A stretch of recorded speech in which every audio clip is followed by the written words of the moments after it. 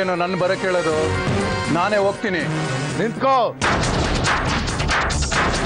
ಅವ್ರದ್ದೇ ಆದ ಮರ್ಯಾದೆ ಇದೆ, ರೀತಿ ನೀತಿ ಇದೆ. ದನಿ ಏರ್ಸ್ ಮಾತಾಡಬಾರ್ದು. ಏಯ್ ಹೇಳ್ರ. ಹೇಯ್ ಮುಚ್ರ, ಕಂಡಿದ್ದೀನಿ. ಸಂತೋಷವಾಗಿದೆಯಾ ತಾನೇ? ಅಮ್ಮ, ಏನೇ ಅದು ಹಾ ಹೂ ಅಂತ ಹೇಳು? ಚೆನ್ನಾಗಿದ್ದೀನಿ ಅಂತ. ಅಮ್ಮ ತುಂಬಾ ಖುಷಿಯಾಗಿದ್ದೀನಿ. ಅಯ್ಯೋ ಯಾಕೆ ಹೇಳ್ತೀರಾ ಅತ್ತೆ?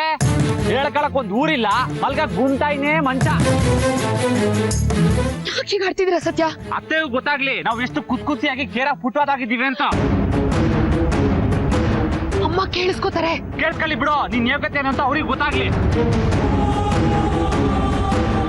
ಬಾಬಾ ಪ್ಲೀಸ್. ಅಮ್ಮ, ನಾನು ನಿನ್ನ ಹತ್ರ ಆಮೇಲೆ ಮಾತಾಡ್ತೀನಿ. ಸಾವಿತ್,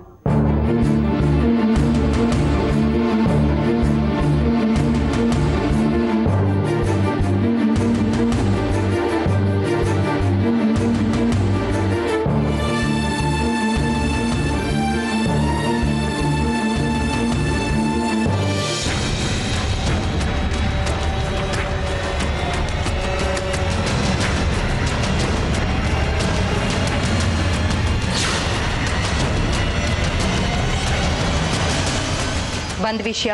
ಕಂಪ್ಲೇಂಟ್ ಬಂದಿದೆ ಸಂಸ್ಥಾನದ ಮೇಲೆ. ಏನಂತ? ಬೇರೆಯವ್ರ ಹೆಸರಲ್ಲಿರೋ 3 ಎಕರೆ ಜಮೀನನ್ನ ನೀವು ಮುಟ್ಗೋಲ್ ಹಾಕೊಂಡಿದ್ದೀರಾ ಅಂತ. ಯಾರು ಕೊಟ್ಟಿರೋದು? ಸಾವಿತ್ರಿ ಅನ್ನೋರು.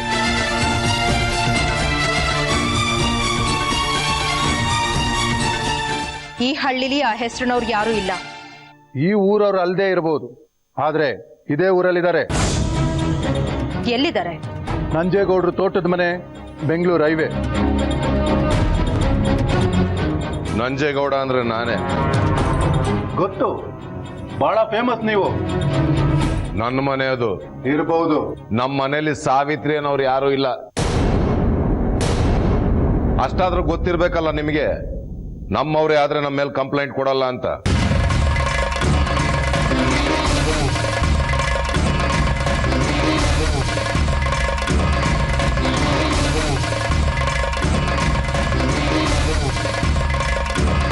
ಕಣ್ ಸಂಭಾಷಣೆ ನಡೀತಾ ಇದೆ ಅಂದ್ರೆ ಏನೋ ಮಸಲತ್ ನಡೆದಿದೆ. ಎನ್ಕ್ವೈರಿ ಮಾಡೋಕ್ ಮುಂಚೆ ನಿಮ್ಗೆ ಕಂಪ್ಲೇಂಟ್ ಕೊಟ್ಟವ್ರ ಹತ್ರ ಅಡ್ರೆಸ್ ಪ್ರೂಫ್, ID ಪ್ರೂಫ್ ಇದೆಯಾ ಅಂತ ಪರಿಶೀಲಿಸಬೇಕಿತ್ತು. ಜಮೀನನ್ನ ಸ್ವಾಧೀನ ಪಡಿಸ್ಕೊಂಡಿದೀವಿ ಅನ್ನೋದಕ್ಕೆ ಪುರಾವೆ ಕೇಳ್ಬೇಕಾಗಿತ್ತು. ಆ ವ್ಯಕ್ತಿ ಯಾರ ಮೇಲೆ ಕಂಪ್ಲೇಂಟ್ ಕೊಡ್ಬೇಕಿತ್ತು? ಅಪ್ಪಿ ತಪ್ಪಿ ಸಂಸ್ಥಾನ ಅಂದಿರ್ಬೇಕು. ಅದಕ್ಕೇನಂತೆ ಬಿಡಿ, ಅವ್ರು ನಿಲ್ಗೆ ಕರೆಸಿ ನಿಲ್ಲಿಸ್ತೀನಿ. ನೀವೇ ಅವ್ರ ಜಮೀನನ್ನ ಮುಟ್ಗೋಲ್ ಹಾಕೊಂಡಿರೋದು ಅಂತೇಳಿ ಹೇಳ್ಸೋಣ.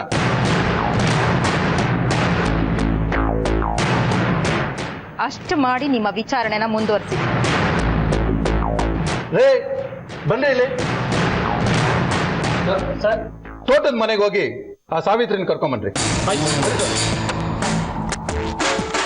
ಕಂಪ್ಲೇಂಟ್ ಕೊಟ್ಟಿರೋರು ಬಂದು ಇವ್ರ ವಿರುದ್ಧನೇ ನಮ್ ಕಂಪ್ಲೇಂಟ್ ಅಂತ ಹೇಳೋವರೆಗೂ ನೀವಿಲ್ಲಿರೋದಕ್ಕೆ ನಮ್ಮ ಅನುಮತಿ ಇಲ್ಲ. ಹೋಗಿ ಹೊರಗೆ ಕೂಡ್ಲೆ. ಅಮ್ಮಾಜಿ ಹೇಳಿದ್ದು ಗೆಟ್ ಔಟ್ ಅಂತ ಸ್ವಲ್ಪ ನಯವಾಗಿ ಹೇಳಿದ್ರು ಅಷ್ಟೇ. ಅಷ್ಟೇನು ನಯವಾಗಿರ್ಲಿಲ್ಲ. ಸಾವಿತ್ರಿ ಬರ್ಲಿ, ಹೊರಟಾಗಿ ಹೇಗಿರುತ್ತೆ ಅಂತ ತೋರಿಸ್ತೀನಿ.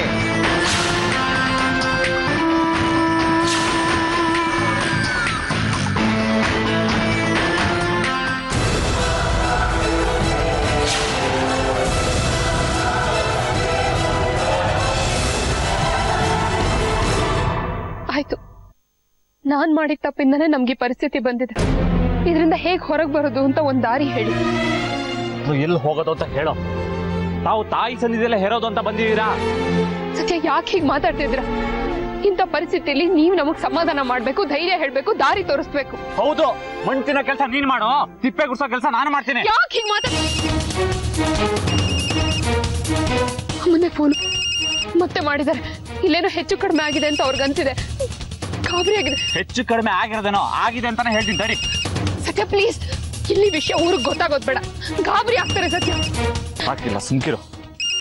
ಸತ್ಯ, ಹಲೋ ಅತ್ತೆ, ಹೆಂಗಿದ್ರಿ? ವಾ, ನಾವು ಬೋ ಸಂದಾಗಿದೀವಿ. ಕೈನಾಗೊಂದು ತಟ್ಟೆ ಇಲ್ಲ, ಇದ್ದಿದ್ರೆ ತೇಟ್ ಕವಳ ತಾಯಿನೇ.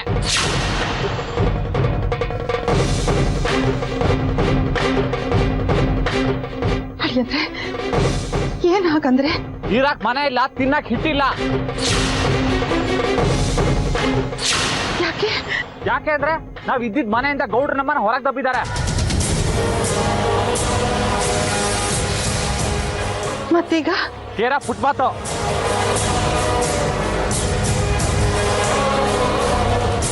ಹೇಗಾಯ್ತಿದ್ದಲ್ಲ? ಎಲ್ಲ ತಮ್ಮ ಮಗಳು ಕೃಪೆ. ಅದ್ಯಾವ ಗಳಿಗೆ ಏನು ಅಂತ ಕಟ್ಕೊಂಡ ಅನುಭವಿಸ್ತಾ ಇದ್ದೀನಿ. ನಮ್ಮ ಕರ್ಮ.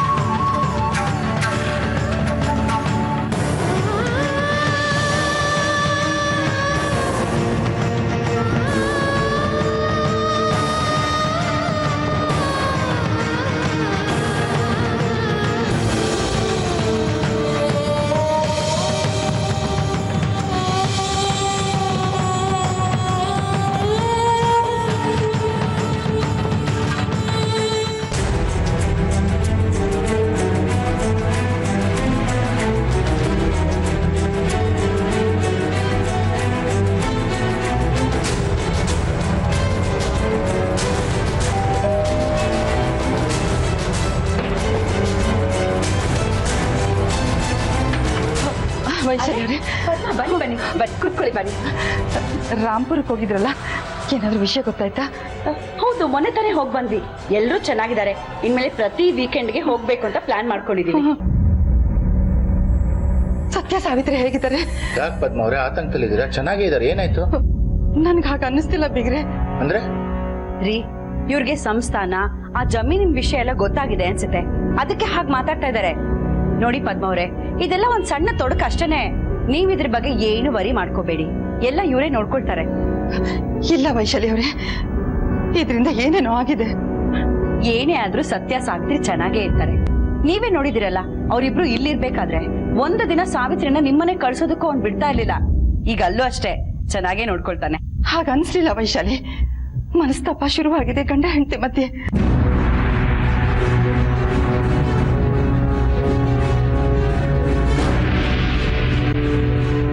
ಸತ್ಯ ತುಂಬಾ ಅಮಾಯಕ. ಅವನಿಗೆ ಸಂಸ್ಥಾನದ ಮಂಕ್ ಬಡಿದಿದೆ. ನಾನು ಸಾವಿತ್ರಿ ಹತ್ರ ಸಂಸ್ಥಾನದ ವಿರುದ್ಧ ಕಂಪ್ಲೇಂಟ್ ಕೊಡೋದಿದ್ದನ್ನ ಅವನಿಗೆ ಜೀರ್ಣಿಸ್ಕೊಳಕ್ಕಾಗ್ತಿಲ್ಲ.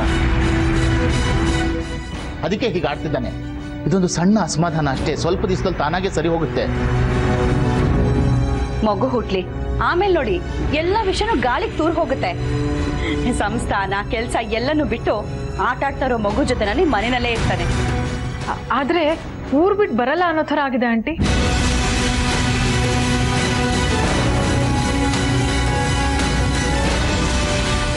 ಕಾಂಚನ, ನೀನ್ ಸ್ವಲ್ಪ ಸುಮ್ಮನೆ ಇರ್ತೀಯಾ? ಪದ್ಮವ್ರೆ, ಮಗುನ ಹಳ್ಳಿನಲ್ಲಿ ಬೆಳೆಯೋದಕ್ಕೆ ನಾವು ಬಿಡ್ತೀವ? ಅಥವಾ ಆ ಮಗುನ ಬಿಟ್ಟು ಬದುಕೋ ಶಕ್ತಿ ನಮ್ಗಿದ್ಯಾ? ಖಂಡಿತ ಇಲ್ಲ. ಏನೋ ಮಗು ಹಳ್ಳಿನಲ್ಲೇ ಆಗ್ಬೇಕು ಅಂತ ಆಸೆ ಇತ್ತು, ಅದಕ್ಕೆ ಕಳಿಸ್ಕೊಟ್ಟಿದೀವಿ. ಅಲ್ಲಿ ಮಗು ಹುಟ್ಟಿದ್ಮೇಲೆ ಸಾವಿತ್ರಿಗೆ ಮಗುನ ನೋಡ್ಕೊಳ್ಳೋದಕ್ಕೆ ಕಷ್ಟ ಆಗತ್ತೆ. ಆಮೇಲೆ ತೋಟದ ಮನೆನೂ ಸಾಕು ಅನ್ಸುತ್ತೆ. ಯಾವ ತೋಟದ ಮೇಲೆ ವೈಶಾಲಿ ಅವರೇ? ಗೌಡ್ರು ಸಾವಿತ್ರಿ ಮತ್ತೆ ಅಳಿಯಂದ್ರನ್ನ ಮನೆಯಿಂದ ಆಚೆ ಹಾಕಿದ್ದಾರೆ. ಇಬ್ರು ಬೀದಿಲಿದ್ದಾರೆ.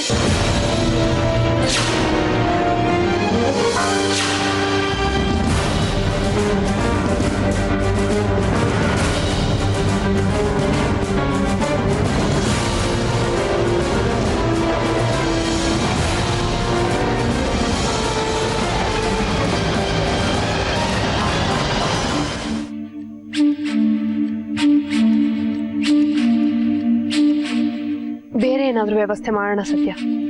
ನಡೀರಿ, ಊರ್ಗ್ ಹೋಗೋಣ. ತಾಯಿ ಕ್ಷೇತ್ರ, ತಾಯಿ ಕೃಪೆಯಿಂದಾನೆ ನನ್ ಮಗು ಆಗ್ಲಿ ಅಂತ ಬಂದೆ. ಹೀಗಾಗುತ್ತೆ ಅಂತ ನನಗೆ ಮುಂಚೆನೆ ಗೊತ್ತಿತ್ತ ಸತ್ಯ? ಒಂದವಳು ಆ ಉದ್ದೇಶ ಮರ್ತಿದ್ದಕ್ಕೆ ಈಗ ಆಗಿದ್ದು. ನನಗೆ ನನ್ನ ಹೆಂಡತಿ ಕ್ಷೇಮ ನೋಡ್ಕೊಂಡು ತನ್ನ ಮಗು ಆಟ ಪಾಠ ನೋಡ್ಕೊಂಡು ಇರ್ಲಿ ಅಂತ ಇತ್ತು. ಬೆಂಗಳೂರಲ್ಲಿ ಕಣ್ಣು ರೆಪ್ಪೆ ನೋಡ್ಕೊಂಡಂಗ್ ನೋಡ್ಕೊಂಡೆ ನನ್ನ. ಅಮ್ಮಾಜಿ ಅಂತ ಮರಳಾಗಿದ್ದು ನೀವು ಸತ್ಯ. ಅಮ್ಮಾಜಿ ಬಗ್ಗೆ ಹೇಳ್ಬೇಡ. ನನಗಿಂತ ಭಕ್ತಿ ಶ್ರದ್ಧೆ ಇದ್ದಿದ್ದು ನಿನಗೆ, ನಂಬಿಕೆನೇ ಇರ್ಲಿಲ್ಲ. ಈಗ ನನ್ ಮೇಲೆ ಎತ್ತಾಗ್ತಿದ್ಯಾ? ಆಯ್ತು, ನನ್ನ ಹಣೆ ಬರಾನೇ ಸರಿಗಿಲ್ಲ. ನಡೀರಿ, ಬೆಂಗಳೂರಿಗೆ ಹೋಗೋಣ. ಈಗ ಹೊಟ್ರೆ ಮಧ್ಯರಾತ್ರಿ ಆಗುತ್ತೆ ಹೋಗಿ ಸೇರೋದು. ನಿನಗಂತೂ ಜವಾಬ್ದಾರಿ ಇಲ್ಲ, ನಂಗೂ ಇಲ್ಲ ಅನ್ಕೊಂಡ್ಯಾ? ಹೋಗೋದ್ರಲ್ಲಿ ಏನಾದ್ರೆ ಯಾರು ಹೊಣೆ? ಯಾರು ಏನು ಆಗಲ್ಲ ಸತ್ಯ. ಆ ನಂಬಿಕೆಲ್ಲ ಕಂಪ್ಲೇಂಟ್ ಕೊಟ್ಟು ಅಹಂಕಾರದಲ್ಲಿ ಊರಿನ ಜನರನ್ನೆಲ್ಲ ಎದುರಾಕೊಂಡ್ಯಾ? ಅಂದ್ರೆ ನನ್ನ ಪ್ರೀತಿ ವಿಶ್ವಾಸಕ್ಕೆ ಈ ಊರಲ್ಲಿ ಯಾರು ಇರ್ಲಿಲ್ಲ ಅಂತನಾ? ಸರಿ, ಹಾಗಾದ್ರೆ ಯಾರು ಬರ್ತಾರ ನೋಡೋಣ. ಹಠ ಅಲ್ಲ ಮುಖ್ಯ, ಜನರನ್ನ ಸಂಪಾದನೆ ಮಾಡೋದು ಮುಖ್ಯ. ಗೌಡ್ರನ್ನ ಎದುರಾಕೊಂಡಿದ್ದಕ್ಕೆ ಇವತ್ತು ಈ ಸ್ಥಿತಿಗೆ ಬಂದ್ವಿ. ಏನ್ ಮಾಡ್ಬೇಕಿತ್ತು? ಊರಲ್ಲಿ ಅಷ್ಟು ಜನರ ಎದುರಿಗೆ ದೇವಸ್ಥಾನದಿಂದ ನನ್ನ ಕತ್ ಹಿಡಿದು ಆಚೆಗೆ ದಬ್ಬದ್ರಲ್ಲ, ಏನು ಮಾಡಿದ್ರೆ ಸುಮ್ಮನಿರ್ಬೇಕಿತ್ತ? ನಿಮ್ ಹೆಂಡತಿಗೆ ಸತ್ಯ ಅವಮಾನ ಆಗಿದ್ದು, ನಿಮ್ ಹೆಂಡತಿನ ಕತ್ ಹಿಡಿದು ಆಚೆಗೆ ದಬ್ಬಿದ್ದು ನೀವು ಅವ್ರ ಹತ್ರ ಹೋಗಿ ನನ್ನ ಹೆಂಡತಿ ಯಾಕೆ ಈ ತರ ಅವಮಾನ ಮಾಡಿದೆ ಅಂತ ಕೇಳ್ಬೇಕಿತ್ತು. ಏನು ನನಗ್ ತಿಳಿದ ಹಾಗೆ ನಾನ್ ಹೋರಾಟ ಮಾಡಿದ್ದಕ್ಕೆ ಇವಾಗ ನನ್ನೇ ಅಂತಿದ್ದೀರಾ? ಯಾವನೇ ಯಾರನ್ನಾದ್ರೂ ಕಾರಣ ಇಲ್ಲದೆ ಕತ್ತಿಡ್ದು ಆಚೆ ತಪ್ತಾರೆ? ಇದು ಅವ್ರ ರೀತಿ ರಿವಾಜ್ಗೆ ಹೊಂದ್ಕೋಬೇಕು ನಾವು.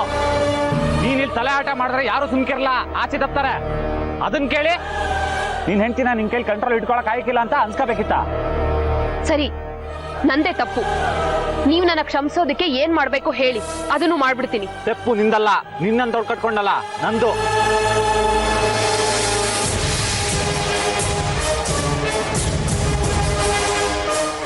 ಏನಂದ್ರಿ? ಹೌದು, ನಿನ್ನ ಕಟ್ಕೊಂಡು ದೊಡ್ಡ ತಪ್ಪು ಮಾಡ್ದೆ. ಏಕಿತ ಹೇಳಿ, 1000 ಕಿತ ಬೇಕಾದ್ರೆ ಹೇಳ್ತೀನಿ.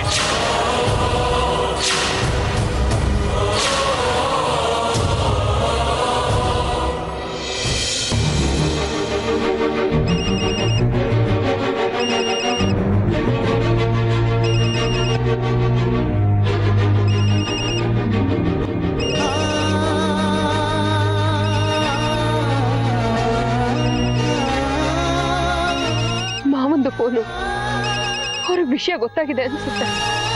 ನಿಮ್ಮಮ್ಮ ಅಲ್ವಾ, ಟಿವಿನಾಗೆ ರೇಡಿಯೋನಾಗೆ ಹೇಳ್ಕೊಂಡು ತಿರ್ಗಿರ್ತಾರೆ. ಯಾಕೆ ಸತ್ಯ ಇಷ್ಟೊಂದು ಬದಲಾಗ್ಬಿಟ್ಟಿದ್ರ? ಫೋನ್ ಬಡ್ಕತೈತ್ ನೋಡು, ಹೇಳು ಅಪ್ಪಂಗೆ, ಮಾವ ಬೀದಿಗೆ ಬಂದ್ಬಿಟ್ಟಿ, ಎಲ್ಲಿ ಹೋಗಕ್ಕೂ ದಾರಿ ಇಲ್ಲ, ಜಾಗ ಇಲ್ಲ ಅಂತ.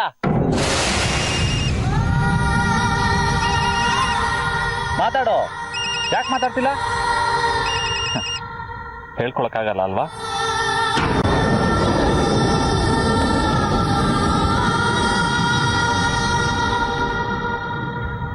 ಎಲ್ಗೋಗೋದೀಗ? ನಮ್ಮ ಸಂಸ್ಥಾನಕ್ಕೆ.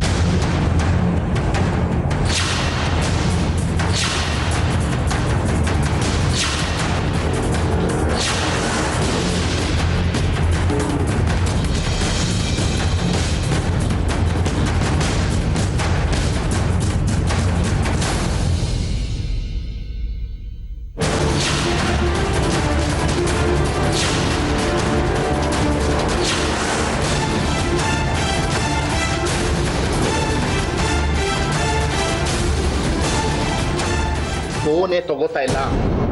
ನನಗೂ ಅದೇ ಚಿಂತೆ ಆಗಿದೆ. ಅಷ್ಟು ದೂರದಲ್ಲಿ ಬೇರೆ ಇದ್ದಾರೆ. ಫೋನ್ ಮಾಡಿದ್ರೆ ಆಮೇಲೆ ಮಾತಾಡ್ತೀನಿ ಅಂತ ಕಟ್ ಮಾಡ್ತಾಳೆ. ಅಳಿಯಂದ್ರೆ ಬೇರೆ ಕಾರ್ ಬಗ್ಗೆ ಮಾತಾಡಿದ್ರು. ಗಂಡ ಹೆಂಡತಿ ಮಧ್ಯೆ ಜಗಳ ಆಗಿದೆ ಅಂತ ನನ್ಗೆ ಅನ್ಸುತ್ತೆ. ನೋಡಪ್ಪ ಮೂರ್ಖ, ಸಾವಿತ್ರಿ ಮೊದಲೇ ಟಿಕೆಟ್ ಹಾಗಾಗಿರುತ್ತೆ, ಸೂರಿಲ್ಲ ಅಂತ. ಅಂತೋಳ್ ಮೇಲೆ ದೋಷಾರೋಪ ಮಾಡ್ತಾ ಕೂತಿರ್ತಾನೆ. ಒಂದ್ ಫೋನ್ ತಗೊಂಡ್ರು ತಪ್ಕೊಂಡು ಹಿಡಿತಾನೆ. ಈಗ ಏನ್ ಮಾಡೋದು ಬಿಗ್ರೆ? ಇವ್ರ್ಯಾಗ ಗೌಡ್ರ ಮನೆಗೆ ಹೋಗ್ಬೇಕಾಗಿತ್ತು. ಆ ರಂಜು ಫ್ರೆಂಡ್ ಮಲ್ಲಿಕ್ ಕರ್ದ ಅಂತ ಕುಣ್ಕೊಂಡ್ ಹೋದ್ರು. ಅವರೊಬ್ಬ ಹೀಗೆ ಅಂತ ಯಾರಿಗಮ್ಮ ಗೊತ್ತಿತ್ತು? ಗೊತ್ತಿದ್ರೆ ನಮ್ ರಂಜು ಅವ್ರ ಸ್ನೇಹ ಮಾಡ್ತಿದ್ಲ. ಇನ್ನು ಏನೇನಿದೆಯೋ ಇದರಿಂದ ಸಾವಿತ್ರೇಕ ಅನುಭವಿಸಾಗಾಯ್ತು. ಇದೆಲ್ಲ ಮಗು ಮೇಲೆ ಎಫೆಕ್ಟ್ ಆಗುತ್ತೆ. ಏನ್ ಹೇಳ್ತಾ ಇದೀಯ ಕಾಂಚನ? ಹೌದು ಆಂಟಿ, ಇಷ್ಟೆಲ್ಲ ಟೆನ್ಷನ್ ಆಗಿರೋದ್ರಿಂದ ಸಾವಿತ್ರಿ ಅಕ್ಕಂಗೆ BP ಏರಿರುತ್ತೆ. ತಾಯಿಗೆ BP ಜಾಸ್ತಿ ಆದ್ರೆ ಮಗುಗೆ ಎಫೆಕ್ಟ್ ಆಗೋದು ಗ್ಯಾರಂಟಿ. ಕಾಂಚನ, ಸ್ವಲ್ಪ ಸುಮ್ನಿರ್ತೀಯಾ? ಮೊದ್ಲು ಅವರು ಗಾಬರಿ ಆಗಿದ್ದಾರೆ, ಇನ್ನೊಂದಷ್ಟು ಹೆದರ್ಸ್ತಾ ಇದೆಯಲ್ಲ. ಅಯ್ಯೋ, ಫೋನ್ ಸಿಕ್ಕಿದ್ರೆ ವಿಷಯ ಹೇಳಿ ಸಮಾಧಾನ ಮಾಡ್ಬೋದಲ್ಲ ಅಂತ ಹೇಳ್ದೆ. ಬಿಡಿ, ನನಗೆ ಯಾಕೆ? ಬೀದಿಲ್ ಬಿದ್ದಿದ್ದಾರೆ. ರಾತ್ರಿ ಎಲ್ಲಿ ಮಲಗ್ತಾರೋ ಏನೋ, ಊಟಕ್ಕೆ ಏನ್ ಮಾಡ್ತಾರೋ. ಹಸ್ರಿ ಹೆಂಗ್ಸ್ ಬೇರೆ ಹೊಟ್ಟೆ ಹಸ್ಕೊಂಡಿರ್ಬಾರ್ದಲ್ಲ. ಎಲ್ಲ ಆಗಿದ್ದು ಈ ಗೌಡನಿಂದ. ನಿಂತಾಗೆ ಮನೆಯಿಂದ ಹೊರಗೆ ಹಾಕಿದ್ದಾನೆ, ಸುಮ್ಮನೆ ಬಿಡಲ್ಲ ನಾನು ಅವನ್ನ. ಅದನ್ನ ಗೌಡ್ರಿಗೆ ಹೇಳಿ ಮಾವ, ಎಂಥವ್ರನ್ನ ಎದುರು ಹಾಕೊಂಡಿದ್ದೀನಿ ಅಂತ ಅವ್ರಿಗೂ ಗೊತ್ತಾಗ್ಲಿ.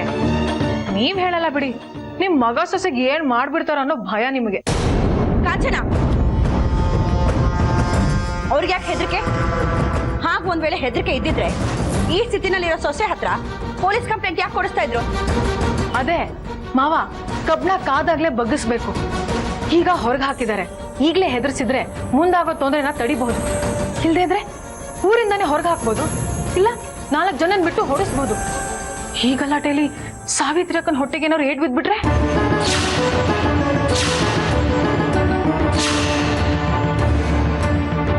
ಸುಮ್ಮನೆ ಇರೋದೇ ಇಲ್ಲ ನೀನು. ಗೂಗಲ್ ಮಾಡಿ ಆ ಸಂಸ್ಥಾನದ ಫೋನ್ ನಂಬರ್ ತೆಕ್ಕೊಡು. ಗೂಗಲ್ ಯಾಕೆ ಮಾವ, ಗೌಡ್ರ ಫೋನ್ ನಂಬರ್ ನನ್ನ ಹತ್ರನೇ ಇದೆ.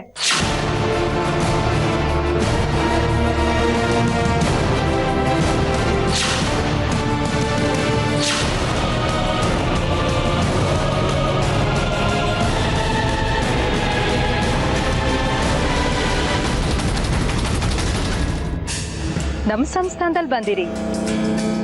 ಅಮ್ಮಾಜಿ, ನಮ್ಮ ಆಪ್ತರಾದವರು ಯಾರು ಹೀಗಿರಬಾರ್ದು. ಸಂಸ್ಥಾನ ಎಲ್ರಿಗೂ ಆಶ್ರಯ ಕೊಡುತ್ತೆ. ಇನ್ನು ನಮ್ಮ ಆಪ್ತರಿಗೆ ಸ್ಥಳ ಇರೋದಿಲ್ವೇ? ನಿಮ್ಮ ತಮ್ಮನೇ ನಮ್ಮನ್ನ ಮನೆಯಿಂದ ಹೊರಗಡೆ ಹಾಕಿದ್ದು, ಅವರೇ ಬೇಡ ಅಂತ ಹೇಳ್ಬೋದಿತ್ತಲ್ಲ. ಆ ವಿದ್ಯಮಾನಗಳೆಲ್ಲ ನಾವು ಅರಿಯವು. ಗೌಡರು ನಮ್ಮ ಪೂರ್ವಾಶ್ರಮದಲ್ಲಿ ಸೋದರ. ಈಗ ಅವರು ಈ ಸಂಸ್ಥಾನದ ಆಡಳಿತ ಮೇಲ್ವಿಚಾರಕ ಅಷ್ಟೇ. ಅದರ ಹೊರತು ಬೇರೆ ಯಾವ ವಿಷಯಗಳು ನಮ್ಮ ಮಧ್ಯೆ ಚರ್ಚಿತವಾಗದು. ಅಮ್ಮಾಜಿ, ನಾವು ಸಂಸ್ಥಾನಕ್ಕೆ ಬಂದ್ರೆ ಗೌಡ್ರು. ಅದರ ಚಿಂತೆ ನಿಮಗೆ ಬೇಡ ಸತ್ಯ. ಸಂಸ್ಥಾನ ನಮ್ಮದು, ಅಲ್ಲಿ ನಾವು ಪ್ರಶ್ನಾತೀತರು. ಬನ್ನಿ. ಸರಿ ಅಮ್ಮಾಜಿ, ತಮ್ಮಿಂದ ಬೋಪ್ಕರ ಆಯ್ತು.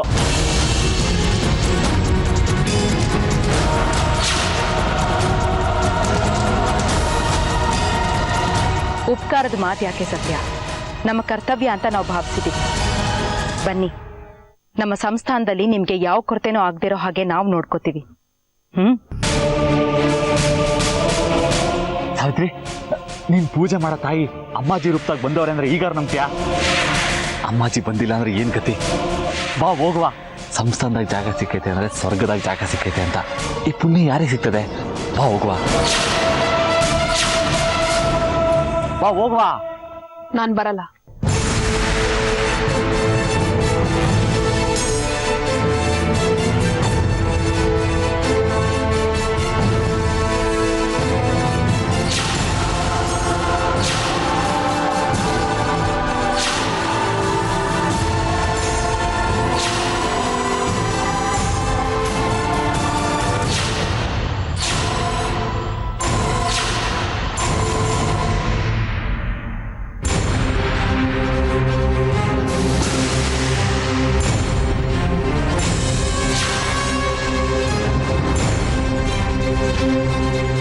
ಏನ್ ಅನ್ಕೊಂಡಿದ್ರ ನಿಮ್ಮ ನೀವು ದೊಡ್ಡ ಪಾಳೆಗಾರ ಅಂತನಾ?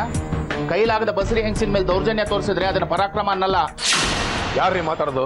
ಸಾವಿತ್ರಿ ಮಾವ. ಅವಳಿಗೆ ಬುದ್ಧಿ ಕಲ್ಸಿದ್ದಾಯ್ತು, ನಿಮಗೂ ಕಲ್ಸ್ಬೇಕಾ?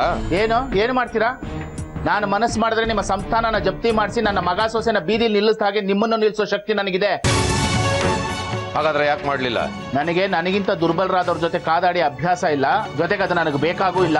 ಆದ್ರೆ ಏನಾದ್ರೆ ನನ್ನ ಮಗ ಸೊಸೆಗೆ ಒಂದು ಕೂದಲು ಕೊಂಕಿದ್ರು ನಾನು ನಿಮ್ಮನ್ನು ಸುಮ್ಮನೆ ಬಿಡಲ್ಲ. ಬೀದಿ ಪಾಲಲ್ಲ, ಜೈಲು ಪಾಲು ಮಾಡ್ತೀನಿ ನಿಮ್ಮನ್ನ.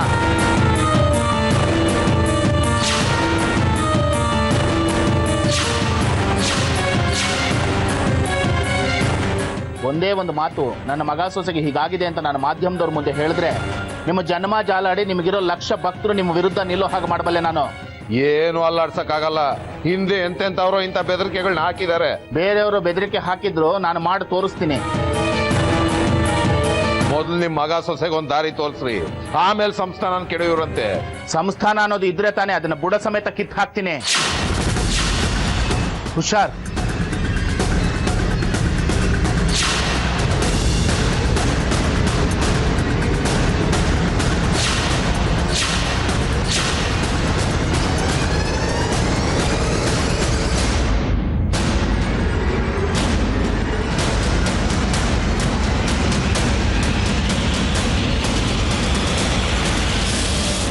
ಗೌಡ್ರ ನಂಬರ್ ನಿನ್ಗೆ ಹೇಗೆ ಸಿಕ್ತು?